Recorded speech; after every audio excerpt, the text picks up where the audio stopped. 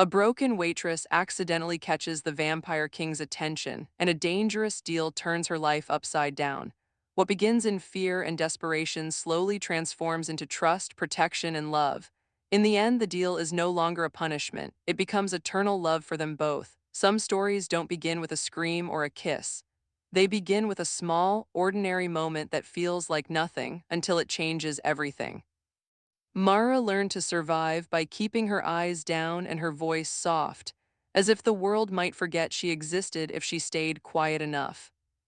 Rain threaded down the cafe windows in slow, trembling lines, turning the street lamps outside into blurred halos. Inside, the air smelled of burnt sugar, wet wool, and coffee that had been reheated too many times. Mara moved between tables with a practiced steadiness that didn't match the heaviness inside her chest. Her apron pockets held a pen that barely worked, a crumpled receipt with an overdue notice, and a tiny peppermint she kept forgetting to eat. She had once believed life would eventually open like a door. Lately, it felt more like a wall. Table 7, her manager hissed without looking up, tapping the order slip like it had personally offended him. Don't mess it up. Mara nodded because nodding was easier than arguing.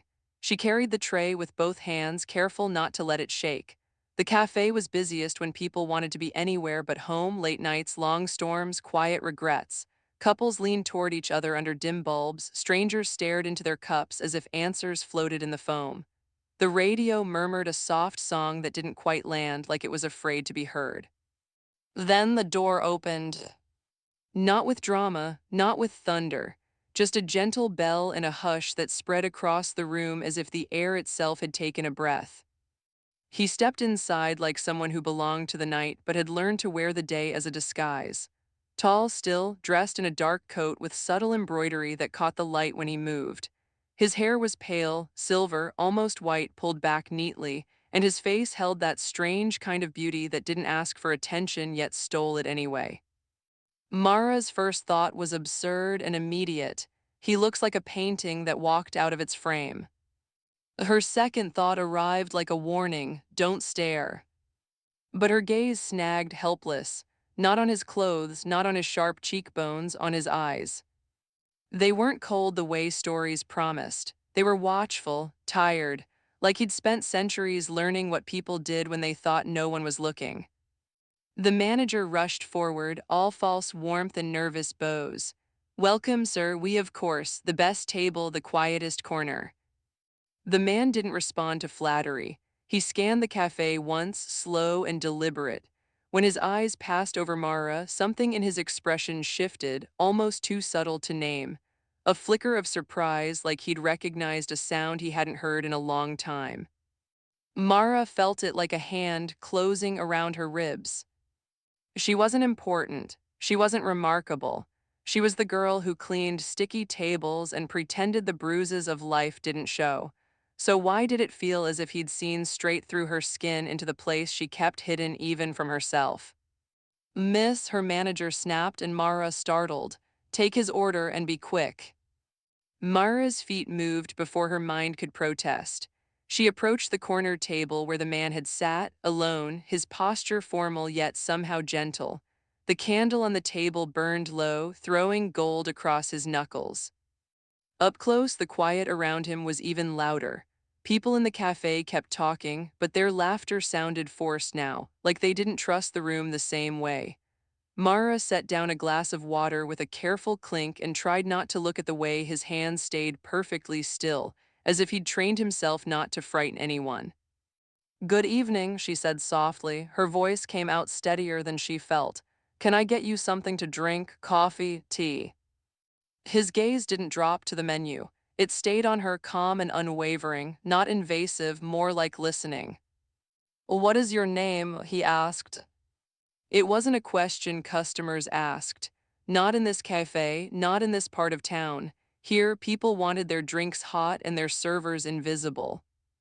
Mara, she answered, because lying felt impossible under that gaze.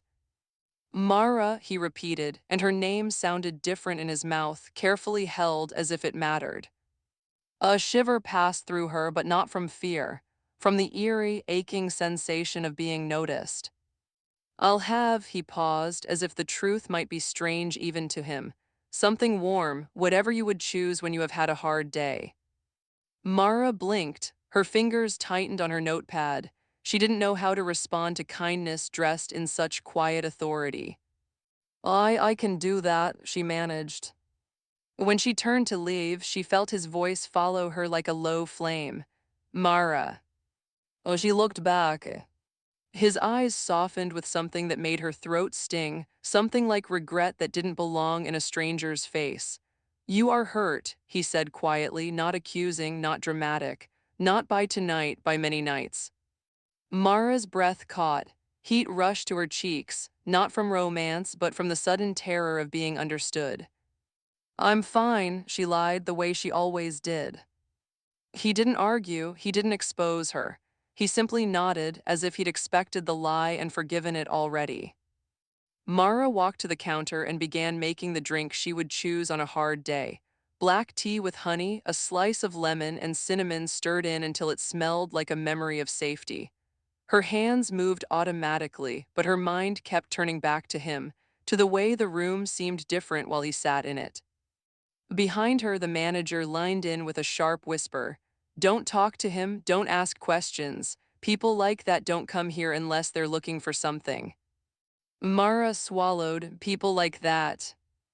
Her manager's eyes darted toward the corner. Old money, old power, dangerous pride. You keep your head down, you do your job, and you don't invite trouble. Trouble, Mara thought, already feeling it.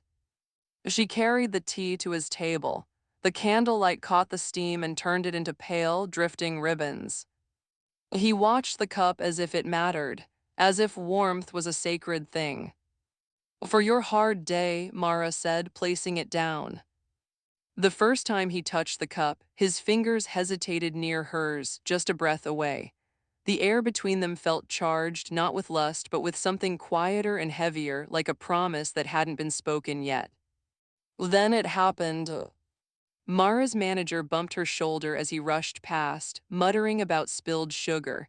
The tray on Mara's other arm tipped. A small dessert plate slid, clattered, and in the scramble to catch it, her finger grazed the man's skin. Just a brush, a mistake, a second of contact. The cafe noise dulled, as if someone had pressed a hand over the world. The man froze. His pupils widened, then narrowed. His jaw tightened like he was holding back a storm. A low, broken breath left him, almost a sound of pain. He stared at Mara's hand as if it didn't belong in this room, in this century. Mara pulled back instantly, heart hammering. I'm sorry, I didn't mean. His gaze lifted to hers, and the control in his face looked hard-won, fragile, as if he had built it stone by stone over a long, lonely time. Do you know, he said softly, what you have just done? Mara's throat went dry. She tried to laugh, but it died before it reached her lips. I bumped you, that's all. The candle flame wavered. Somewhere in the cafe, a spoon dropped and rang against tile like a bell. The man's voice lowered like a confession meant only for her. No, he said, you called me. Mara stared at him, confused and suddenly frightened. Called you. His eyes held a sadness so old it made her chest ache. And beneath it, something fiercely protective, as if he had decided in the space of a heartbeat that the world was no longer allowed to harm her. He reached into his coat and drew out a small signet ring, dark metal with a crest carved into it, an unfamiliar symbol that looked like a crown wrapped in thorns. He set it on the table between them with careful reverence. The cafe around them blurred, because Mara could only see that ring and the strange certainty in his expression. If you touch that, he said, voice steady but strained, your life will change in a way you cannot undo. Mara's hand hovered above the ring without her permission, as if something inside her recognized it before her mind could. She could hear her own heartbeat. She could smell cinnamon and rain. She could feel the weight of every bill, every insult, every lonely night pressing her toward a choice she didn't understand. And in his eyes she saw it, an accident that wasn't an accident at all. Because he wasn't asking her to serve him tea. He was offering her a door. Mara's fingers trembled, inches from the cold metal, as the vampire king whispered, almost like a prayer, "Please don't do this unless you mean it." And right as her fingertip was about to touch the ring, the cafe lights flickered, once, twice, then went out, plunging the room into darkness with only the candle's last flame fighting to stay alive. I prefer this GPT-4 one mini darkness swallowed the cafe so completely that Mara couldn't even see her own hands. For a heartbeat, no one moved. The rain outside still ticked against the glass, steady and patient, and somewhere near the counter a phone screen glowed like a tiny, trapped moon. Then the candle on the Vampire King's table flared, just enough to paint his face in warm gold and sharp shadow. He didn't look surprised, he looked responsible. Stay still," he said, quiet but firm, the way someone speaks when panic could turn deadly. "No sudden movements." A chair scraped, someone cursed under their breath. The manager's voice cracked from the darkness, trying to sound in control. "Everyone remain calm, it's probably the fuse." Mara couldn't focus on him. Her attention was locked on the ring, barely visible in the candlelight.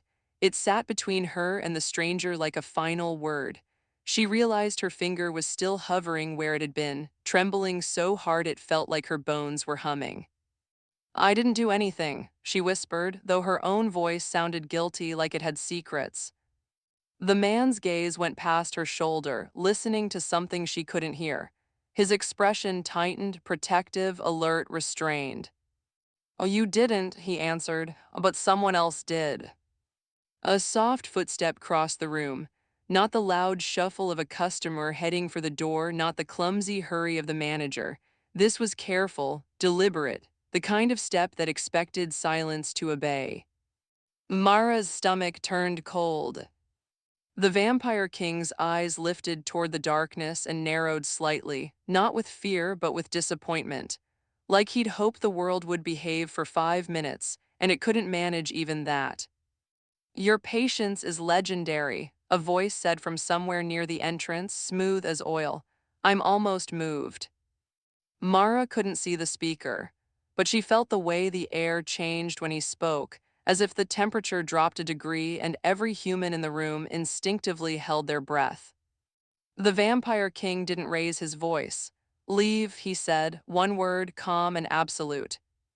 A low chuckle. "You walk into a poor little cafe, wearing your loneliness like a crown, and you expect no one to notice. You're not the only one who recognizes signs."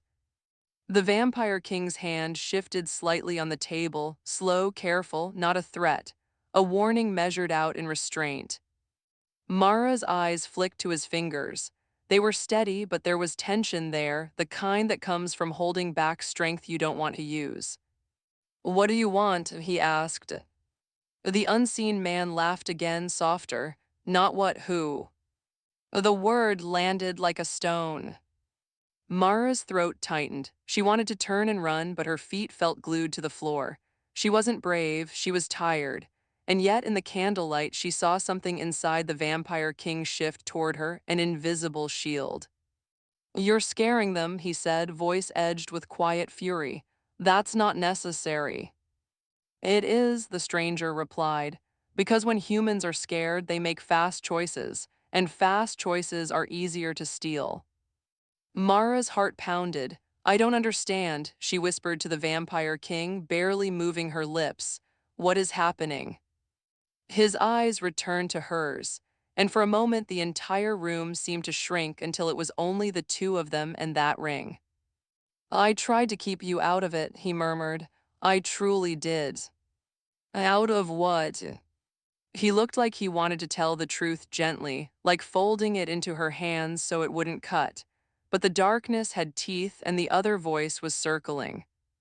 "You brushed my skin," he said, "and it awakened something old, a bond my kind thought was gone from the world." Mara's mouth went dry. "A bond." The Vampire King's gaze dropped briefly to the ring. "A claim can be made by force," he said, and the disgust in his voice made Mara's stomach twist. "But a vow can only be accepted." From the entrance, the stranger's voice drifted closer, amused. Listen to him, explaining honor as if it's still fashionable. A sudden movement near the counter, someone stumbled, bumped a chair. A woman yelped. Mara flinched, and the Vampire King's attention snapped outward, his posture subtly shifting between Mara and the room. He didn't lunge, he didn't bare fangs or show some theatrical monster face. He simply stood, and the candlelight climbed up him like fire choosing a torch.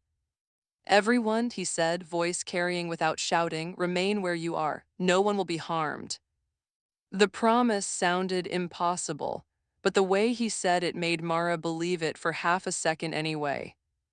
The stranger finally stepped into the candle's edge. Mara's breath caught. He looked human too, well-dressed, handsome in a polished way, a smile that belonged on a politician or a salesman.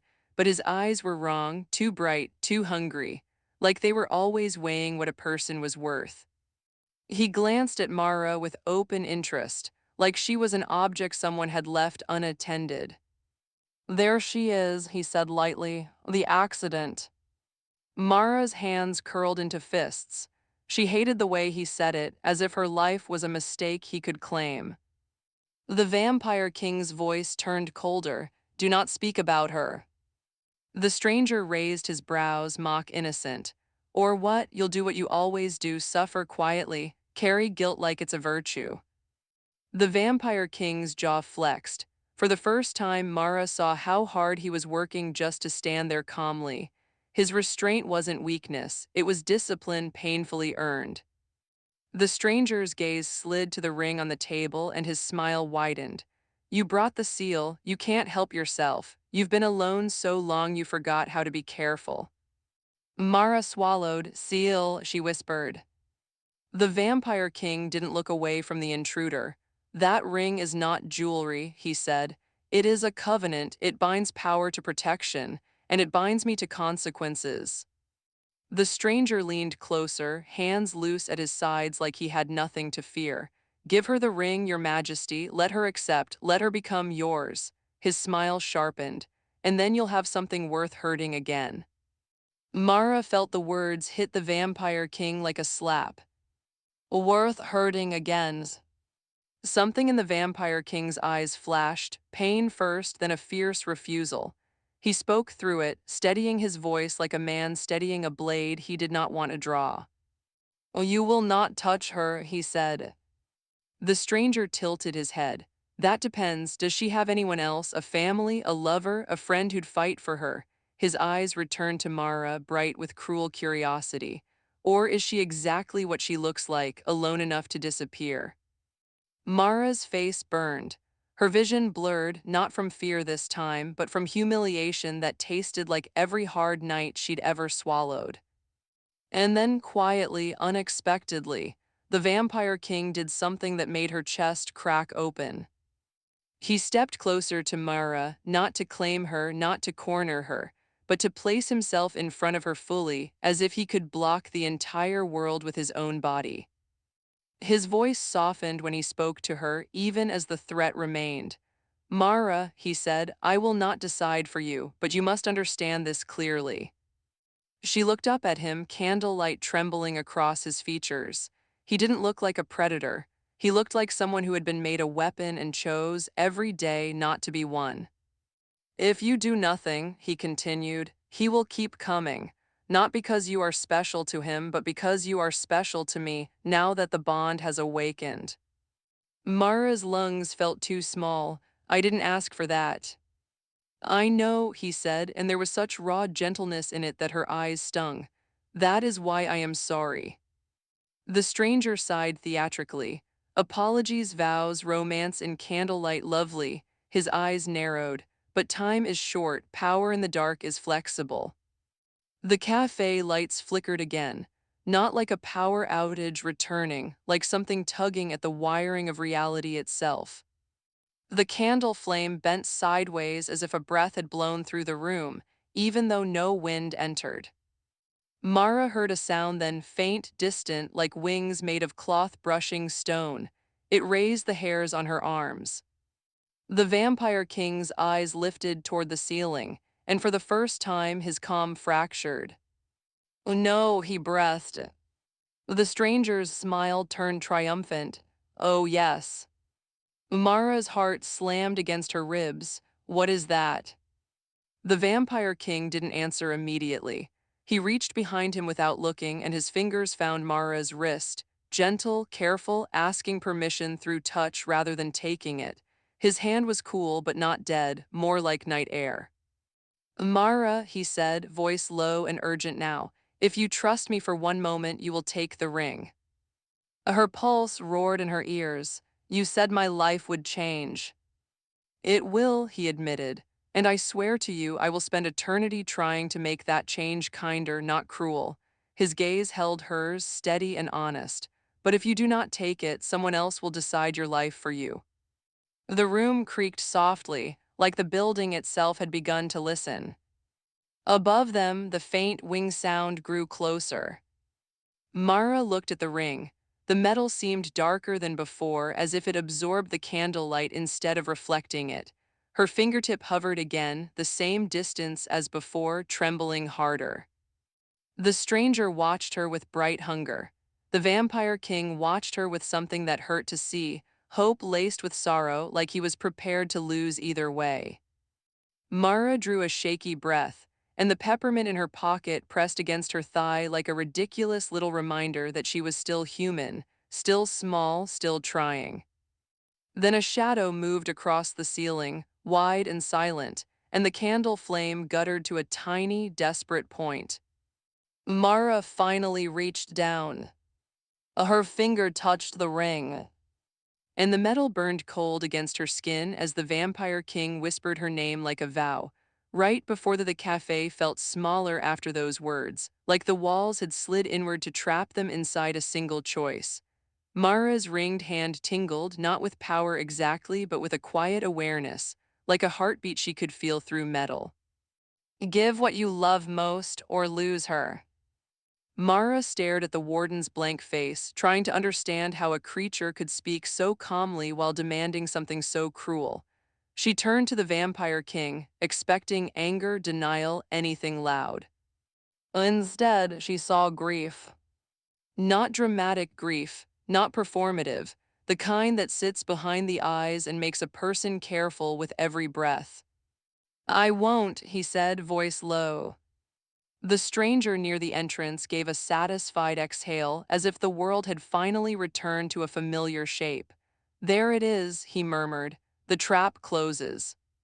Mara's throat tightened. What does it mean? She asked the vampire king, forcing the words through fear. What is the price? His gaze stayed on the warden, but his voice softened when he answered her, like he was trying to keep her from breaking. They bind vows to sacrifice, he said, not because it's necessary, but because it's useful. It teaches obedience. Mara's stomach rolled. So they want you to sacrifice something you love. A bitter edge flickered across his expression. They want to prove I am still theirs. The warden did not move, yet the shadows behind it thickened, gathering like storm clouds at floor level. The candle's flame trembled as if it was getting tired. Mara's ring pulsed once, gentle, almost reassuring, and she heard the vampire king's thoughts again, clearer than before, threaded with urgency. Do not be afraid of me. Be afraid of what they want me to become. She swallowed hard, staring at his face. He looked like a man standing at the edge of a cliff, holding himself back with sheer will. The stranger stepped closer, shoes clicking lightly on tile. You know how this works, he said. The warden isn't asking for a metaphor, it wants an offering, something real, something that hurts, that's the point. Mara's hands curled at her sides. Why are you enjoying this? The stranger's eyes flicked to her, amused. Because you're new to the truth, power isn't free, it's purchased, and kings, he glanced at the vampire king, pay in blood or in love. I prefer love, it lasts longer. The vampire king's voice cut through the room, sharp without being loud. Step back. The stranger lifted both hands, mock peaceful. I'm only the messenger of what your precious laws demand. No, Mara said suddenly, surprising herself with the steadiness in her own voice. The ring felt heavier, anchoring her. You're not a messenger, you're a leech in a suit. The stranger's smile thinned. Careful, waitress. Mara flinched at the word, at the way it tried to shrink her again. She lifted her chin anyway. My name is Mara. For a moment, the Vampire King's gaze flickered toward her, and in it she saw something warm and startled, as if courage in a human still amazed him. The warden tilted its head, as if listening to the shift in the room. Its voice slid forward, flat as stone. A decision required, one heart, one loss. Mara's breath caught, one heart, one loss, like a transaction. The Vampire King's jaw tightened. Take me, he said, and the words were so immediate they felt like instinct. Take my life, take my crown, take whatever law binds you, but you will not take her. Mara's chest seized. No, she whispered, half to him, half to the universe that kept demanding she be the price. The stranger's expression brightened, hungry. Ah, that's what I came to hear. The warden's blank gaze remained on Mara, not the king, and the shadows surged. Not permitted, it said. Bond awakened through her, price must mirror the bond. Mara's skin went cold. Mirror the bond. The Vampire King's eyes widened a fraction, and she felt the shock in him like an echo in her own ribs. They mean, he said slowly, each word dragged out as if it cost him, the sacrifice must be chosen by you. Mara's stomach dropped through the floor. The ring tightened slightly on her finger, not painful, insistent, like it was reminding her, you have agency now, you have a choice. But what kind of choice was this? The cafe patrons were frozen statues in the dim light. A woman clutched her child's shoulders. A man whispered a prayer under his breath. The manager crouched behind the counter, peeking out as if he could bargain with whatever was happening by pretending it wasn't real. Mara's mind ran in frantic circles. If she refused, what then? The warden's shadows looked ready to swallow the room. People would get hurt. Maybe not by violence, but by fear, by panic, by something supernatural she didn't understand. If she accepted, what would she even be giving? The Vampire King turned to her fully, and the candlelight caught the faint sheen in his eyes. He looked centuries old in that moment, not because of his face, but because of the weight he carried so quietly. I am sorry, he said, voice rough. I should never have come here. I should never have let you touch that ring. Mara's throat burned. You didn't make me touch it. His lips parted as if to argue, then closed. He took a slow breath, like a man choosing truth over pride. You're right, he said softly. You chose, and that matters. Mara's eyes stung. No one had said that to her in a long time, that her choices mattered. The warden raised its hand again, and the shadows crept across the floor toward Mara's shoes. They moved like spilled ink, quiet and patient. The Vampire King stepped forward, placing himself between Mara and the dark, even though it was clearly reaching for her, not him. Enough, he said, voice controlled but shaking at the edges. If you will not accept my life, then take my freedom. Bind me back to the court. Chain me to your laws again. The stranger's smile returned, bright as a knife. Now we're talking. The warden paused, its head tilted, as if considering the offer like a judge pretending to be fair. Then it spoke, and the words hit like ice water. Freedom insufficient, love required. Mara's breath caught. Love, she echoed, disbelieving. The Vampire King went very still. The candle flame steadied, and the silence in the cafe became so complete that Mara could hear the tiny crackle of wax. He looked at Mara like he was trying to memorize her face, every freckle, every tremble of her lips, as if he suspected he was about to lose the right to see her.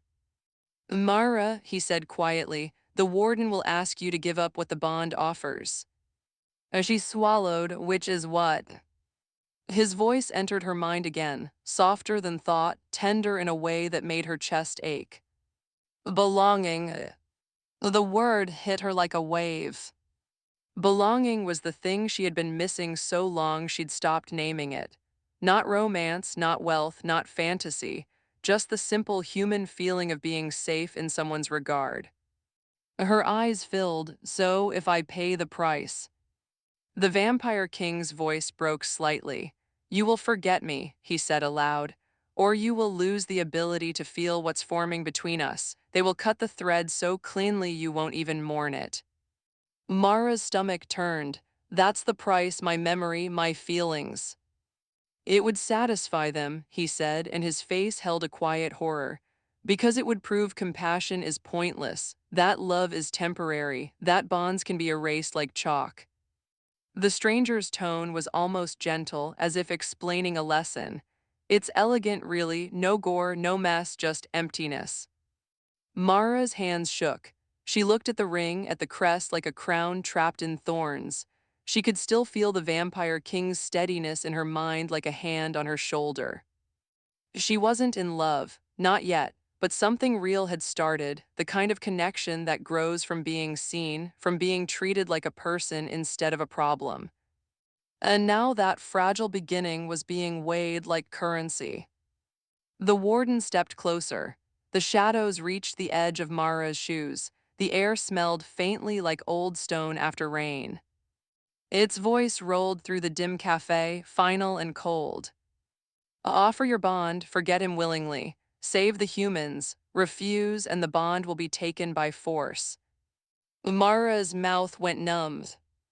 Because taken by force sounded like a promise that someone would rip something out of her. Her choice, her new sense of agency, her only thread of belonging. The Vampire King's fingers hovered near her hand. He did not touch. He waited, eyes locked on hers, as if he would rather be condemned than pressure her. "I will not ask you to do this," he whispered. "I will not become another person who takes from you." Mara's heart cracked open at that, at his humility, his restraint, his fear of harming her more than he feared losing her.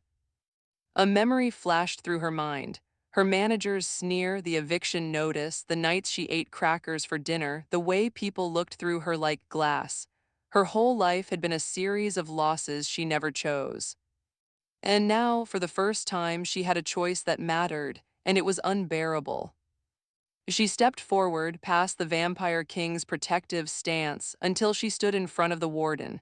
Her knees trembled, but her voice came out clear. "If I give up the bond," she said, "will everyone here live? Will they go home safe?" The warden's blank face tilted down toward her. "Yes." Mara inhaled, shaky. The rain outside sounded louder, like applause from a distant world that didn't know what it was cheering for. The Vampire King's voice entered her thoughts again, urgent and pained. "Mara, no." She turned her head slightly, not looking at him because she couldn't bear the expression she knew she'd see. "You said the vow is consent," she whispered. His answer came like a wound. "Yes." "And you said you would let me walk away." A long pause, then yes. Mara's eyes closed for a brief moment, and when she opened them, something in her had settled. Not happiness, not certainty, just a fierce, quiet resolve, the kind that had gotten her through every hard day. "I'll do it," she said. The Vampire King made a sound, small, restrained, utterly broken. Not a cry, but the beginning of one. The stranger exhaled, satisfied, "Good girl." Mara snapped her gaze to him, and for the first time her fear turned into something sharper. "Don't," she said, voice low. "Don't speak to me like I'm yours. I'm choosing this, not you." The stranger's smile faltered just for a moment. The warden raised its hand toward Mara's ring. "Speak the relinquishing," it commanded. Mara stared at the ring, throat tight. The words wouldn't come. "How did you volunteer to forget the only person who had looked at you like you were worth protecting?" She looked at the Vampire King, then finally. He stood perfectly still, face pale, eyes shining with restrained grief, as if he was using every ounce of strength not to beg, not to steal her agency at the last second. His lips moved, barely sound, and she heard it inside her mind like a final, tender confession. "You were never an accident to me." Umara's breath hitched. And in that moment, right before she could speak the words that would erase him, the cafe's darkened windows rattled with a sudden gust. The door burst open, spilling rain and wind across the floor. A voice rang out from the doorway, sharp with urgency. Stop, the price is wrong because the bond is not what you think. Mara turned toward the door, heart slamming, as the candle flame leapt wildly and the warden froze mid-reach.